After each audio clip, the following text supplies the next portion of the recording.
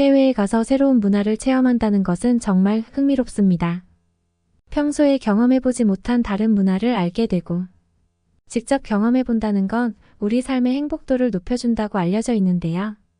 이번 사연자는 심지어 한국이라는 색다른 문화를 경험하러 왔다가 미래 체험까지 하고 왔다며 입이 떡 벌어지는 경험을 했다고 하는데요.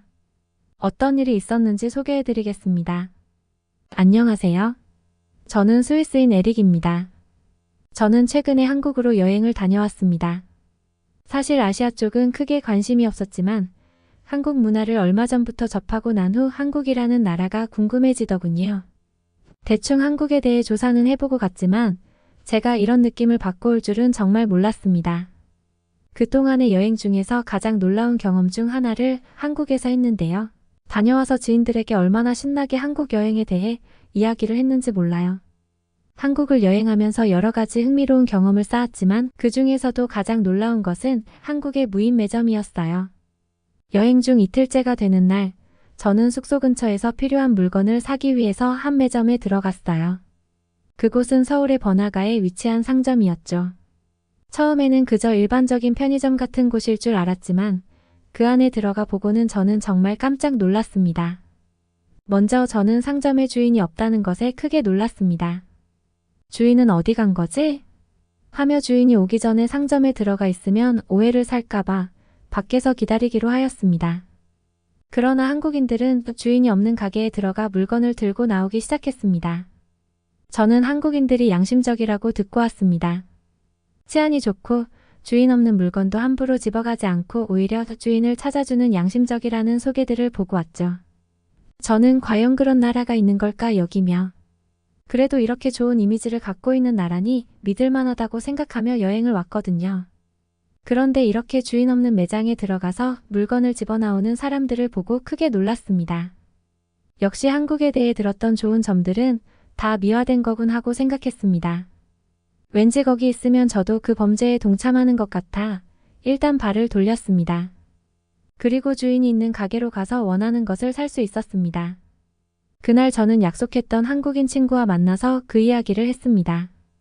너네 나라 욕하는 것 같아서 기분 나쁘겠지만 오늘 있었던 경험은 정말로 불쾌했어.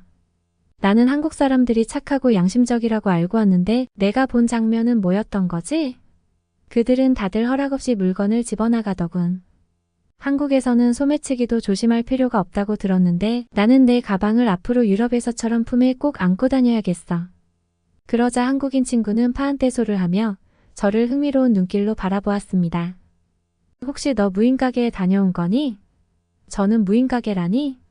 하며 어리둥절해 하였습니다. 한국인 친구는 저에게 한국에는 무인상점이 많고 한국인들은 주인이 없어도 스스로 셀프 결제를 하고 물건을 사가지고 나온다는 이야기를 해주었습니다. 저는 그 말에 대해 믿을 수 없다는 반응을 하며 그게 일반적인 상점의 모습이라고? 하며 한국을 두둔하려는 친구에 대해서도 실망하려 했습니다. 그러자 한국인 친구는 저를 데리고 근처 무인 매점에 가서 그 모습을 보여주었습니다. 저는 무인 매점 안에서 사람들이 물건을 고르고 그 물건을 들고 가 직접 바코드를 찍고 카드 결제까지 하고 나가는 모습을 직접 볼 수 있었습니다. 그리고 곧 얼굴이 빨개지며 저의 오해를 인정하였습니다. 미안해. 나는 이런 일이 일상적으로 이루어질 수 있다는 것에 대해 상상조차 못했어. 한국인들이 비양심적이라고 오해하였는데 이 모습을 보니 오히려 너무 양심적이어서 이럴 수 있는 거구나 싶어.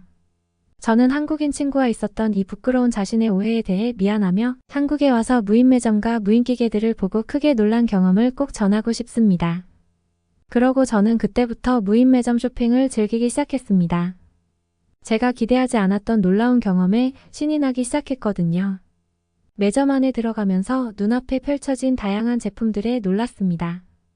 스낵, 음료, 라면, 생활용품, 심지어 의약품까지 다양한 물건들이 적재되어 있었고 그중 일부는 무인 로봇 기계를 이용하여 고객이 주문할 수 있었습니다.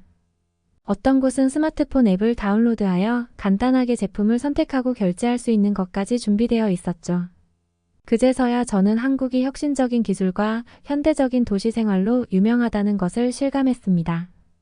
이런 한국의 독특한 현상 중 하나가 바로 무인 매점과 무인 기계들이구나 싶었죠. 그리고 그 다음부터 여행을 하면서 계속 한국에서는 어떤 신기한 기계들이 운용되고 있는지 찾는 재미에 빠졌습니다. 무인 매점뿐만 아니라 무인 결제, 무인 주차 시스템, 심지어는 무인 로봇들도 볼 수 있었죠. 이 모든 것들은 최첨단 기술을 활용한 것으로 사람의 개입 없이 자동으로 운영되고 서비스를 제공하고 있었습니다. 저는 이런 혁신적인 시스템들을 보고 한순간에 한국의 현대화와 기술력에 대해 깊은 인상을 받았습니다. 스위스에서는 편의점이나 상점에서는 거의 항상 직원들이 서비스를 제공해주기 때문에 무인 매점과 무인 기계들을 보고 크게 놀란. 저는 이런 기술들이 얼마나 발전되고 현대적인 서비스를 제공하는지 또한 한국의 첨단 기술력에 감탄을 금치 못했습니다. 저는 무인 주차 시스템을 사용하여 자동차를 주차하고 심지어 빌린 렌터카도 핸드폰 어플로 간편히 찾기 없이 이용할 수 있었죠. 또한 터치스크린을 통해 주문한 음식을 맛있게 즐겼습니다. 이런 경험들은 저의 한국 여행의 기술적 혁신을 보다 깊게 체험할 수 있는 기회를 제공했습니다. 그 중에서도 한국에서 만날 수 있는 무인 솜사탕 기계를 체험한 경험은 정말로 재미있고 독특했습니다. 넷째 날쯤 저는 한국의 한 놀이공원을 찾아 아이스링크장을 이용하고 있었습니다. 그런데 그곳의 한 코너에서 무인 솜사탕 기계를 발견했습니다. 이 기계는 크기가 큰 유리 컨테이너 안에 다양한 종류의 솜사탕을 보여주고 있었고 터치스크린을 통해 주문할 수 있었습니다.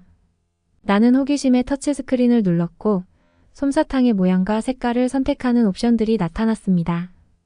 하트 모양, 꽃 모양, 토끼 모양 등 다양한 모양과 색깔을 고를 수 있었습니다. 나는 꽃 모양의 솜사탕을 선택했고 결제를 마치니 작은 로봇팔이 솜사탕을 만들기 시작했습니다. 원래 솜사탕은 사람이 막대를 들고 그곳에 설탕실을 감아 만드는 것이잖아요. 그런데 이 기계는 로봇팔이 막대를 집어 솜사탕을 기계적으로 만들고 있었습니다. 솜사탕은 점점 불어나서 색색깔의 큰 동그라미 모양으로 변했고 이것을 어떻게 꽃 모양으로 만들 수 있을까 궁금해하던 차에 드디어 기계의 위쪽에서 칼 모양의 보드판이 내려와서 동그라미 가장자리 쪽을 쿡쿡 눌러주었습니다. 그러고 나니 정말로 꽃 모양의 솜사탕이 완성되었습니다. 그리고는 기계 안쪽에서 다 완성된 솜사탕을 집어서 바깥쪽으로 내보내 주었습니다. 이 경험은 정말로 신기하고 흥미로웠습니다. 마치 미래 영화를 내 눈앞에서 보는 것 같았습니다. 일반적으로 솜사탕을 사려면 사람이 만들어주는 카트에 가서 구매하거나 마트에서 압축되어 있는 것을 사 먹는 것이 일반적이지만 이 무인 솜사탕 기계는 다르게 접근했습니다. 그것도 사람이 직접 판매하는 것이 아니라 로봇팔이 솜사탕을 만들기까지 하고 내어주는 것이 더욱 독특했습니다. 무인 솜사탕 기계를 통해 어린이들과 가족들이 재미있는 경험을 할 수 있었고 동시에 기술이 어떻게 일상적인 상황에서도 혁신을 가져올 수 있는지에 대한 예시였습니다. 이 경험은 한국에서의 여행 중 너무나도 기억에 남는 순간 중 하나였고 한국의 창의적인 기술과 문화에 대한 놀라움을 느낄 수 있었습니다. 어린이와 놀러온 다른 가족들은 흔쾌히 그 기계에 돈을 지불했고 이것은 솜사탕을 먹는 달콤한 맛뿐만 아니라 볼거리도 제공해 주었습니다. 심지어 많은 가게에서는 무인 서빙 로봇이 가게를 돌아다니며 메뉴를 가져다 주었습니다. 저는 다음 여행지를 검색할 때 무인 로봇 또는 무인이라고 검색하여 이곳저곳을 다니면서 즐겁게 돌아다녔습니다.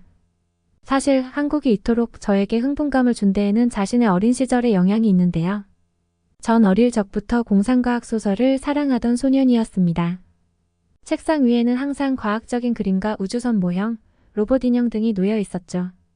저는 미래의 기술에 대한 동경을 품으며 책 속 세계로 빠져들곤 했습니다. 그러나 저는 다소 외톨이였습니다. 학교에서는 과학과 기술에 대한 관심을 가진 친구가 별로 없었고 종종 다른 아이들에게 이상하게 보이곤 했습니다. 학교에서 친구들에게 제 아이디어를 신나게 설명하면 다들 엉뚱한 소리, 말도 안 되는 소리를 한다며 우습게 보고 같이 이야기하고 싶지 않아 했습니다. 시간이 흐르며 저는 이런 열망과 흥미를 사회생활을 위해 저 밑편으로 숨겨야만 했습니다. 저는 평범한 직업을 가지고 평범하게 돈을 벌기 시작했습니다. 그러나 저의 호기심과 새로운 것에 대한 탐구는 여행이라는 것으로 표출되었습니다. 저는 6개월 동안 열심히 아르바이트를 통해 돈을 벌고 2개월은 배낭여행을 다니는 삶을 반복했습니다. 그러다 한국을 오게 되었고 그의 미래의 기술과 혁신에 대한 꿈을 한국 여행을 통해 현실이 될 수 있다는 것을 깨닫게 되었습니다. 저는 한국에서의 여행을 마치고 스위스로 돌아갈 때 한국의 무인 자동 시스템에서 받은 큰 영감을 스위스 안에서 실현하고 싶다는 계획을 가지게 되었습니다. 저에게 이런 꿈을 다시 품게 만들어준 한국에게 정말 감사합니다. 아마 조만간 한국 여행을 또 오게 될 것 같군요.